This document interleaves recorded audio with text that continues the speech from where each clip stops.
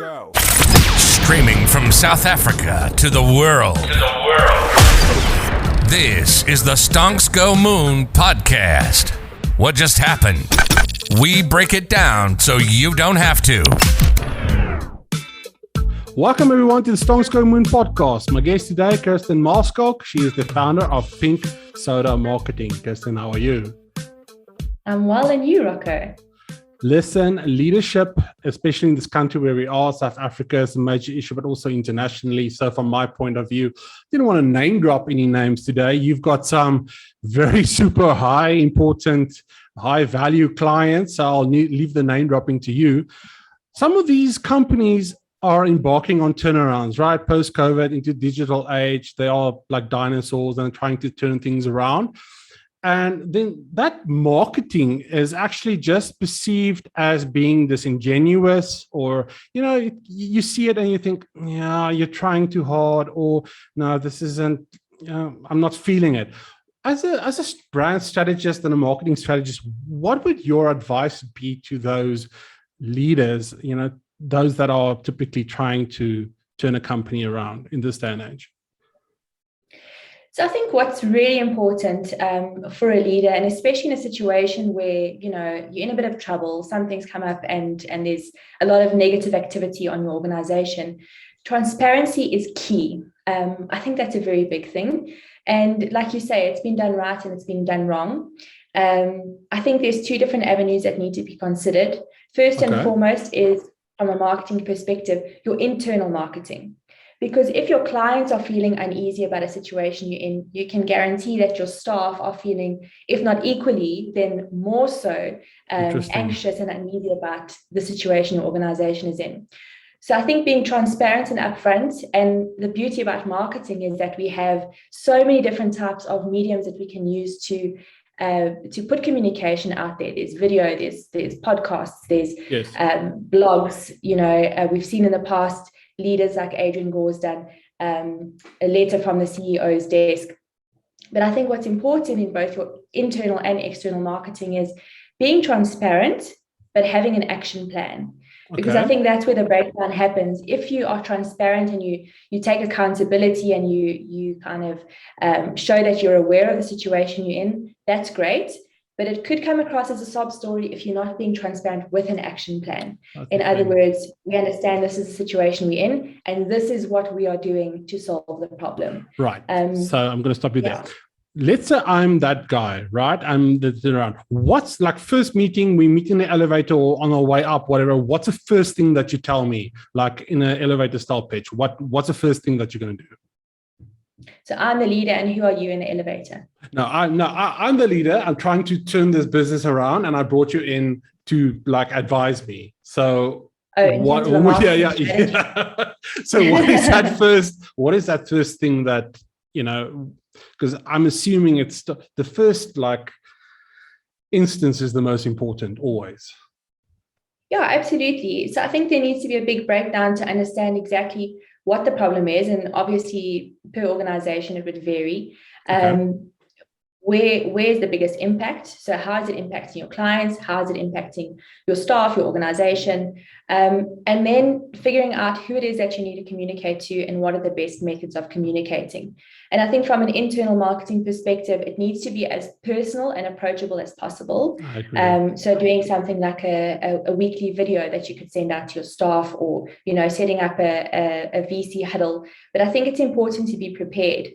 So from a marketing perspective, like I say, we would need to tick off and understand exactly what is the problem, who is it affecting, and how do we best reach them? Basically, you know, you don't want to waste your time. Yeah, you don't want to waste your time sending out mails that no one's going to read, or, you know, preaching on a platform that is or maybe, you know, reaching an audience that didn't even know about your problem and doesn't need to know about it. So it would take a bit of digging to understand what is the most strategic approach to take. So you gave me a brilliant segue, and it's very hard to get segues in a 10-minute podcast. You talked about there's so many mediums, right? Podcasts, there's vlogs, there is, I mean, it's a battle for eyeballs and ears right out there. How do I as a small company actually like not only get eyes on my product, but get my message across when everything seems to be so saturated? Absolutely. Especially in the digital landscape, it's loud. There is so much competition out there. And I think the best advice that I could give to any entrepreneur or marketing manager that's looking to set themselves apart is stop looking at your competitors. And I think especially, startup entrepreneurs, they get absolutely obsessed with this.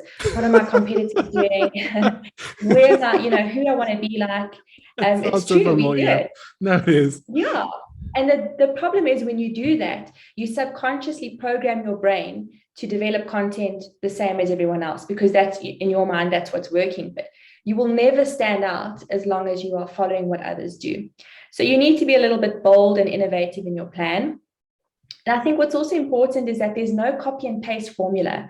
Yeah. And I see this so often with other marketing agencies, and it drives me mad, is that like, this is a sales funnel formula. There needs to be a landing page and email automation and a follow-up mail and a this retargeting ad. So there is no copy and paste if you want to be really innovative and strategic.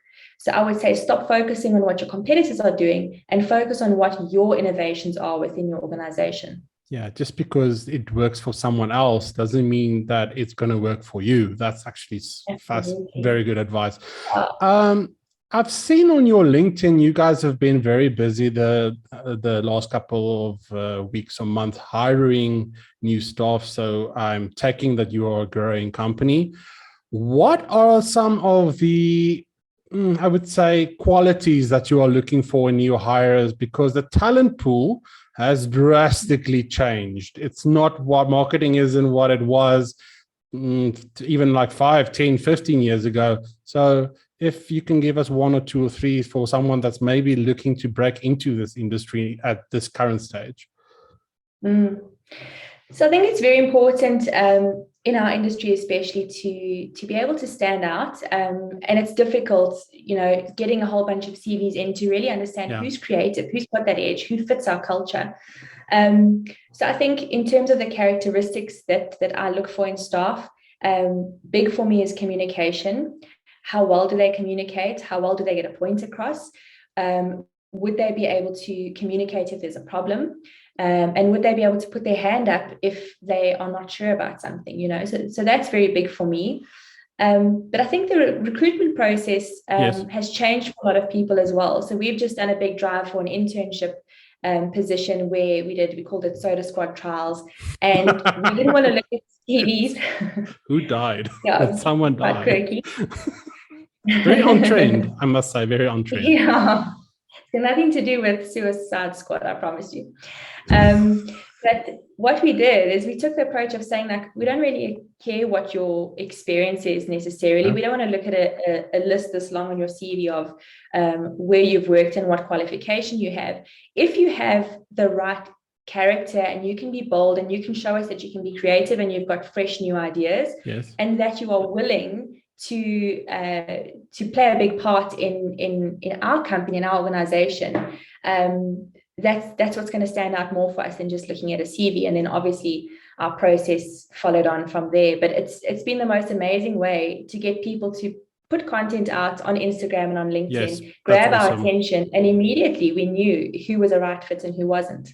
I completely agree. I think CVs are so lost. Yeah, we should just dump it. I mean, your CV should be online, right? Because if you are applying for a position and there's nothing of you out there, or you haven't gone viral, or whatever the case may be, then how can I gauge you on a piece of paper? That's actually that's a very good point. And just funny enough, I've had conversations recently with Jesse Bosch, who's just launched Interview Me, and they've got a whole video interview platform, which also takes a unique approach to recruitment. So it seems to be a bit of a trend at the moment. Interesting. Rapid fire questions for social media. We'll go TikTok, Instagram, and whatever, Twitter. Before I forget, you have your pick of one social media platform for the rest of your life. Which one is it? And why? Oh, I think it's probably at this stage, it's one of the most difficult questions to ask, because I think there's so much controversy in the air about what direction social media platforms are going in. I mean, there's a lot of talk about Facebook dying off. Instagram is, continually growing, and I think it is a firm favorite. I think it's probably one of the more stable platforms at this stage. TikTok is growing exponentially. But I think it's very difficult because each one appeals to a different market. Like personally, my favorite platform is LinkedIn because I can connect with people like yourself. And I think it's got a great opportunity for marketing B2B. I agree with you. Let me share you my story. So I looked for a final guest for season 3, and I came upon Buster Sher, and LinkedIn was the only platform that he basically ran himself. Hoops Nation, Instagram, TikTok, everything else was his team. LinkedIn was the only platform he himself controls. How amazing is that, to like being able to connect with someone of that influence on LinkedIn? That's why I'm a massive, this is a LinkedIn podcast first and foremost, and the clips go out wide. So I'm completely in agreement with you. Last question. Are you in favor of working with influencers? So that's the first part of the question. Very interesting you asked that, because my next podcast is actually all about that.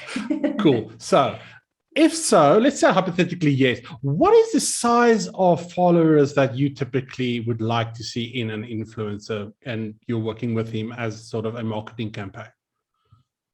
So it's going to sound like I have the same answer for everything, but it's completely dependent on the campaign objectives, on the brand and everything else. But I think the trap that people fall into when working with influencers is they go, okay, we want the biggest reach. We want someone with the most followers because that's going to get us the most attention. Yes. Where actually what you should be looking at is how appropriate are they for my goals and my target audience I'm trying to reach? Do they align with my brand?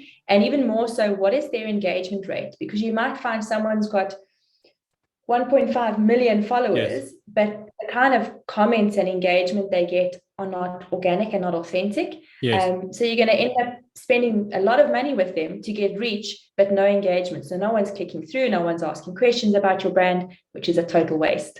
Yeah, I agree with you. Micro influencers, for me, that's where it is.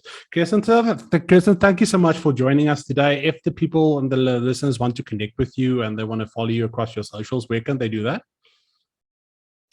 So we obviously are a social media agency, so we're pretty much everywhere. We are on Instagram, very active on LinkedIn, we're on Facebook, and of course our website is available as well, pinksodamarketing.co.za. And we'll put the links in the comments. Thank you so much for joining us. To our listeners, peace, love, and prosperity, and we'll catch you in the next one. Cheers.